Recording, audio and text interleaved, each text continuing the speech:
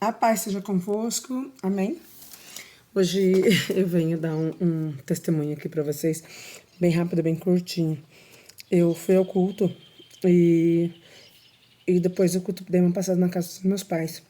E tinha um táxi na frente da casa dos meus pais, todo amassado, a frente do carro. Eu olhei assim, eu não acredito que o meu irmão bateu o carro. E veio uma gana naquela hora, assim, porque atrapalha, né? O trabalho atrapalha toda a vida financeira, né? E desestrutura. Aí eu desci do carro, assim, com aquela gana de fazer, eu vou orar por esse carro, não é possível.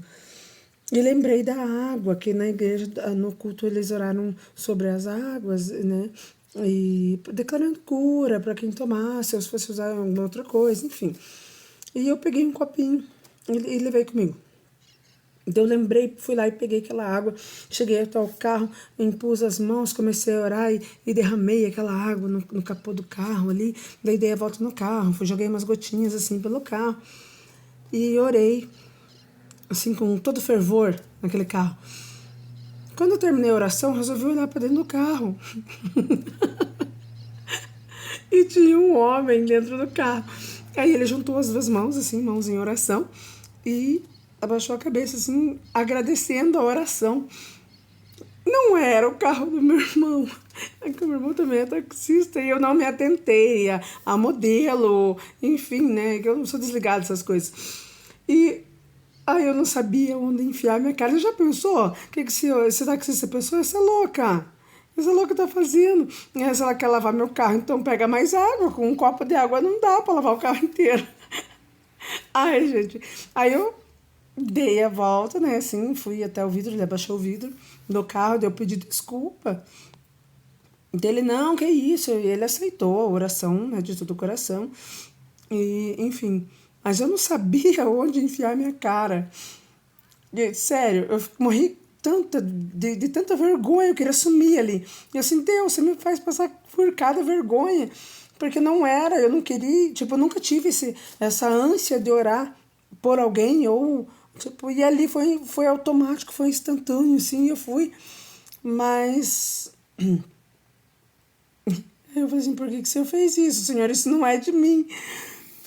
Aí eu fiquei pensando, foi um aprendizado, na verdade. Aquele homem, ele viu, né, a minha fé e, ao mesmo tempo, foi um aprendizado para mim, porque por que eu fiquei com vergonha da oração, de ter feito aquela oração, por mais que era um carro desconhecido, uma pessoa desconhecida até então.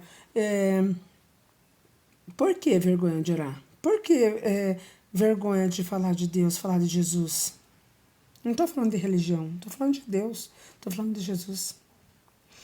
Então, ali naquele momento foi um aprendizado para mim e ao mesmo tempo, né, foi aquele homem viu a minha fé e nesse aprendizado eu pensei assim, fiquei com vergonha de Deus depois, porque eu fiquei com vergonha dele. A gente não tem vergonha de falar de tanta coisa, de fazer tantas coisas. A gente fala de futebol, a gente fala de política, a gente fala. E não temos vergonha de falar. Por que a vergonha de falar de Deus? Por que a vergonha de expressar a sua fé? Num país que ainda é permitido expressar a sua fé. Então, essa reflexão cabe a mim e cabe a você. Não tenha vergonha. Não vamos fazer como Pedro. Não vamos negar Jesus. Eu não quero ser como Pedro. Lógico que Pedro se arrependeu. Eu não quero ser neste momento. Porque se eu fosse o mínimo que o Pedro foi. Às vezes eu me espelho muito nele. Eu sou muito Pedro, às vezes. Ai, gente, mas sei que foi engraçado. Muito engraçado. Então fica aí essa reflexão para você. Você tem vergonha de falar de Deus? Não tenha. Porque Ele não tem vergonha de você. E Ele te perdoa. Se você se arrepender de todo o coração, Ele te perdoa. Porque Ele é nosso Pai. Amém? Deus abençoe e tenha uma ótima tarde, uma ótima noite.